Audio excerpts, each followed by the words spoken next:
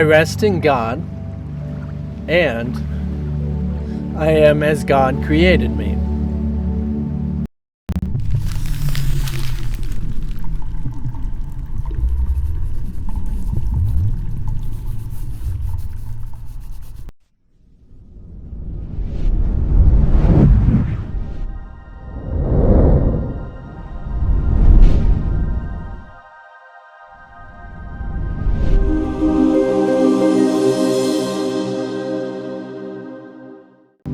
Of course, resting in God is an aspect in which God created you to be and to do. I know it was a few verses ago, but I guess it was in last review even, about 107, talking about the greatest depth of sensation that you've ever felt, relaxed and safe and perfectly cared for, and times that by 20 or so, times that by 200. Right? And that's just an inkling. That's just a tiny itsy bitsy little hint of what it actually is, the peace in which you feel, say, in God. Talk about rest, right? That is some serious rest. That is like R&R. That's what we need around here, right? Think about it. That's just amazing. Now, I referred to my death experience where I was experiencing joy, just like absolutely more joy than I've ever felt. Joy was before, like, I'm happy, la la la la la. Now this was like, I can't even explain it. In metaphorically, representation of absolutely blowing me apart. I felt like as if the seizure that I was having was joy. Like, it was absolutely joy. Like, I was dying from joy. If anybody asks you, well, what did he die from? I think he died from joy. That's what you say.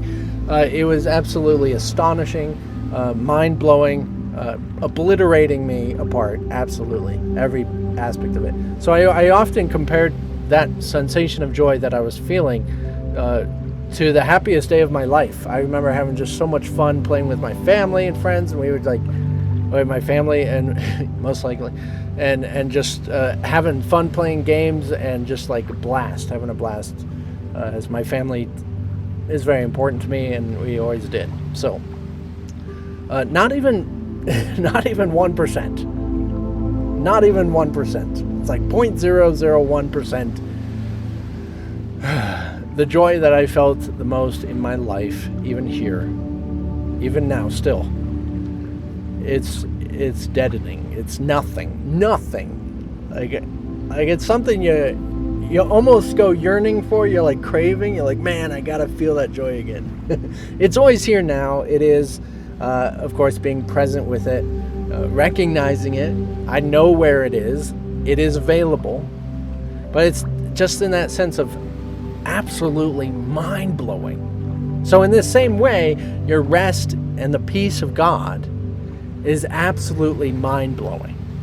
Okay? Peace is a sensation that you just you're still, and you have absolute stillness in every aspect of your being.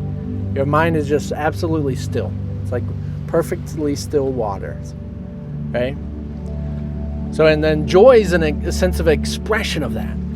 Joy is something that just like, in any way, if there's any sort of resistance, experience of persons or anything in the world, the expression of that peace is just like, wow, it's adorable, it's wonderful, look at that, it's beautiful, lovely, right? And love is what you are, as that. That's what, the love of God is the experience. So you're going through this whole process. Don't get too stressed about it if you recognize, well, damn it, I'm not resting in God. I'm blowing up at my children. I'm freaking throwing cups across the room. What is going on? Do I really see a cup? It's a really interesting thing because, yes, to say and to recognize the idea that I rest in God, and it is very helpful, is to accept that presence, like to accept that I can relax. And it's interesting because if you relax, you can literally relax out of your body. Not just an astral perception, not just a out-of-body experience, but you can literally die yourself into relaxation. Like, you can literally die of relaxation. Like, I was dying of joy. If you relax everything, your heart stops beating. You're perfectly still. Got you concerned now, don't I? It's one of the biggest obstacles that we have to get through, is that you can't come to know God if you believe that you're going to die. And so to recognize that absolute respite, complete relaxation, is essentially the stairway that you think you're walking up to get into heaven. Like, you think you walk to get to heaven. Even if it's a stairway or not. You think you're using your body to get to heaven. You're not. You're not. You don't have one. You don't have a, we'll get more into that, of course. Can't seem to convince you quite yet. That's okay. But now in this, I am as God created me. This is pretty intense, and it should not be just a conceptual thing. It's okay that it is right now. It's okay that it's still a conceptual idea. I talk about the dreamer. I talk about all that is. I talk about the Son of God. Talk about all of that, and it doesn't matter how much, to what degree you understand it. Just like the truth will dissolve away all the illusions. The last one that we talked about, right? Just like that, it does not matter to what degree in which you understand your true self to be, the truth of what God created you to be. If you see it as a personality and being, maybe you need to change genders or something, and you think that's how you can be what God created you to be, then so be it. Do it. Be who you are, who you find yourself to be. If it means, tattoos and crazy hair, then so be it. If it means getting more conservative, going Christian, born again, something, so be it. What is it to you is what you need to do. Your spirit, is guiding you. You're feeling that tug, that pull is bringing you to the truth of reality, and it would dissolve all errors.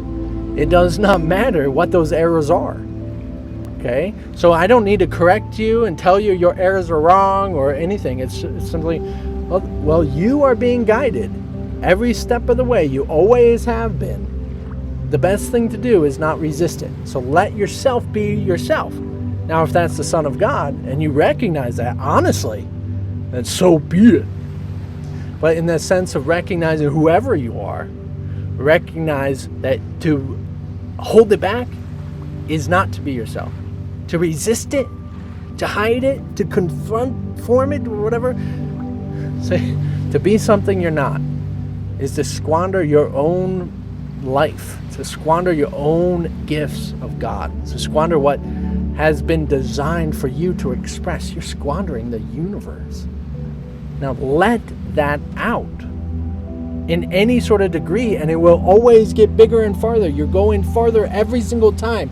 So what you see now as you, be it, whatever it is. Then you see something else. Oh, this isn't me anymore. Oh, I see this as me. Oh, be it. Just do it all the way, 100%. And then you see more. Oh, do that. More. Do that. Oh, it might jump back over here. Oh, we're not going to do that anymore. We're going to do this. Oh, be it. Do it all the way, 100%. Be you. Don't be somebody else. It doesn't matter how illusionary it is. There's no guilt, no shame whatsoever. There's literally only guidance and you to heal your mind, to recognize who you actually are. Eventually, as you're being yourself to those steps, those degrees, you will realize and recognize what the Son of God is. Because that's what you're doing. You're being yourself. Recognize what that, self of God is. And even then, to open up to what God is. It's pretty remarkable, and it is quite the ride. Just keep being yourself. That's all.